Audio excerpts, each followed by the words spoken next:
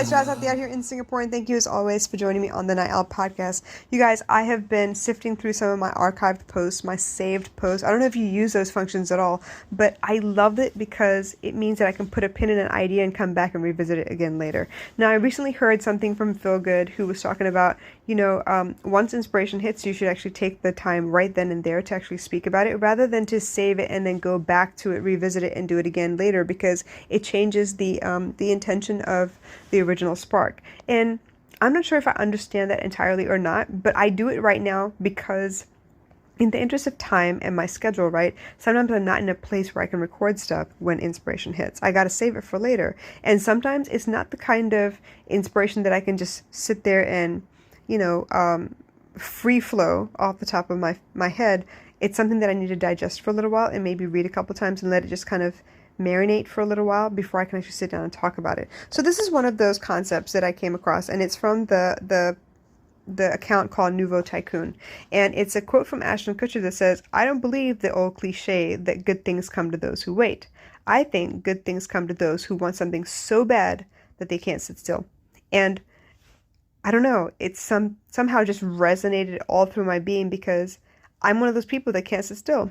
I'm one of those people that if I really want something, I'm going to do everything that I can to kind of create it for myself. And if I can't, I'm going to ask for help. I'm going to I'm going to ruffle some feathers. I'm going to ask around. I'm going to do whatever I can to kind of get to where I want to be, because I want it so bad. And I'm not at the point where E.T. the hip hop preacher says, until you want something as bad as you want to breathe, you're not going to get there. It's not quite there yet, but I'm not going to sit around and wait. I'm not going to wait for things to be handed to me. I hate asking for help in the first place. So if I can't figure it out on my own, if I can't, beat the bushes a little bit and find some tutorial or some strategy in a book somewhere, or just search Google and see what comes up so I can figure it out for myself or try to implement on my own, I am not going to sit still and just accept things the way that they are. I've tried that before. It doesn't work very well. It makes me feel very, very anxious and upset when I leave things to chance, because then it's not in my control. It's almost like I'm letting life kind of pass me by. I'm being a spectator and not an actual participant. And I don't want to do that anymore. I did that for the most part in my 20s. I thought this was the path that I had to take. I just had to start a job and continue as best I can. And for the most part, that works, like on a financial level. Yes, you are guaranteed a paycheck at that point. You show up to work every day. But on a self-fulfillment level, I wasn't happy.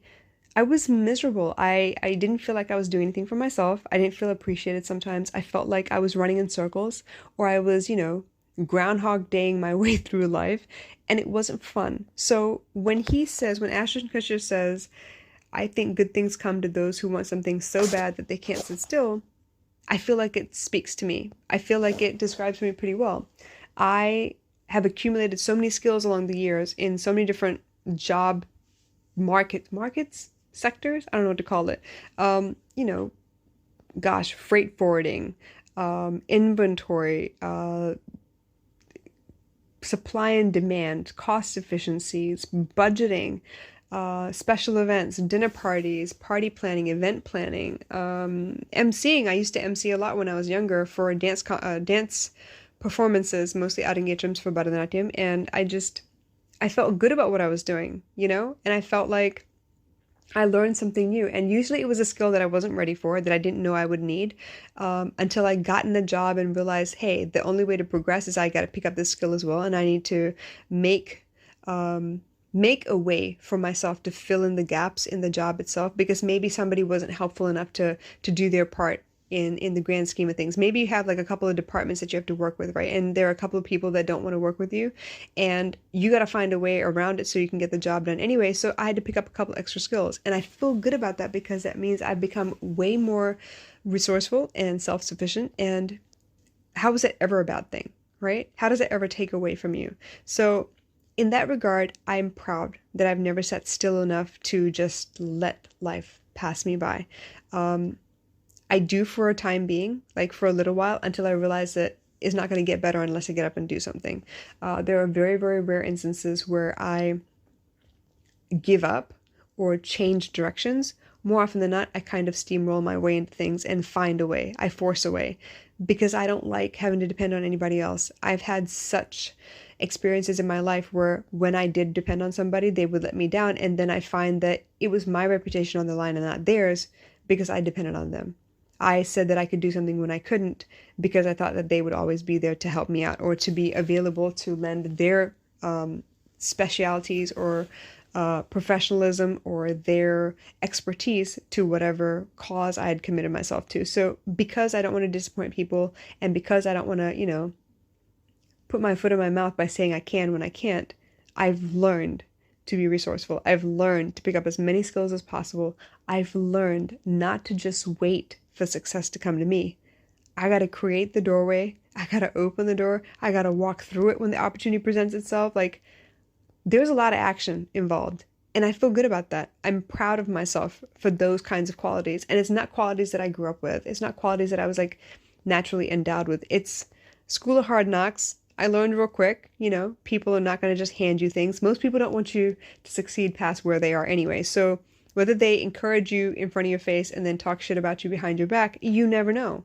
You don't know who's cock blocking you. You don't know who's blackballing you. You don't know who is not happy about your progress. And rather than sit around and speculate, I'd rather just take the bull by the horns and figure it out for myself and do what I got to do. No one's going to promote my podcast, right? I mean, some of them will when they find a message that resonates. It's not going to be every message either.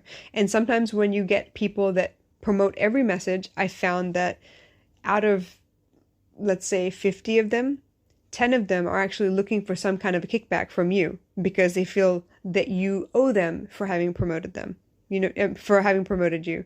Some of them are actually stalkers and they feel like because they're putting in that much energy that you owe them. And it's not to feature them or to shout them out. It's more like, oh, I'm showing you love. You need to love me back. And I'm thinking, no, that's not how that works. I don't want to love anybody randomly. I don't want you to feel like, you're giving me something so that you expect something in return. That doesn't feel good to me. I've had a lot of young men that will tell me that, they love my content and they want to help out. They want to offer this and that. They want to invest in my business. And I'm very wary of those things because I've had a couple of times where I trusted people and it turned out that since they paid, right, they're expecting all kinds of kickbacks and I was just not, that's not exactly what I was about in the first place. So had to set some people straight and I've been very, very wary ever since. So for me, when I put myself out there, when I show up in my business, when I create, whether it's content or coursework or digital downloads, I try really hard to do all of it by myself. I've hired people to help me with some of the workload, and eventually I don't know if I'm a bad boss or what, but when I work with people sometimes and I've paid them top dollar because I would expect to be paid top dollar. I don't want any discounts from people, I want to pay you what you're asking for, what I think you're worth, and I want to help you as a small business because I'm in a position where I could. And I need the skill that you happen to offer, and I have the money to be able to offer it, right? So I want to exchange energy very well.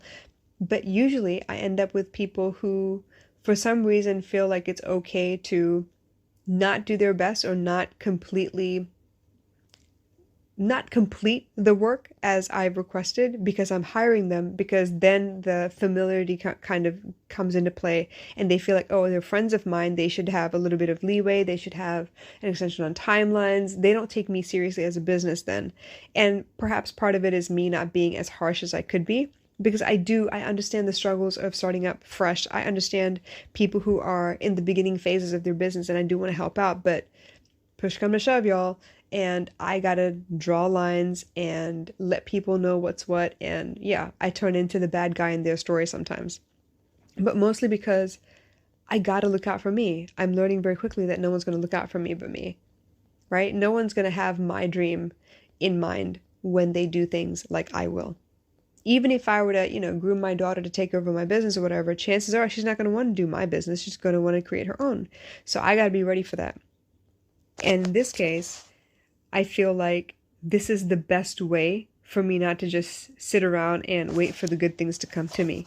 I need to be prepared when the opportunity comes. I need to already have my stuff together. I can't wait for someone to say, hey, do you have this course, for me to go and build the course right then and there. I got to be ready. Whatever comes to me inspirationally, I need to work on. I need to put into place. And it's that drive right now that fuels my business. And I feel good about it because I've proven to myself over and over again in my life that I am quite capable of learning a new skill or figuring out a new strategy that will help me in my business so that I don't just wait around, so that I rise to the occasion instead, because I can't afford to sit still, right? And that's how I've pushed for my own success. And it may not be success on the multi-million-dollar level, but it's success in the fact that I don't need to depend on a job and for this to be my side hustle for me to create the kind of lifestyle that I want.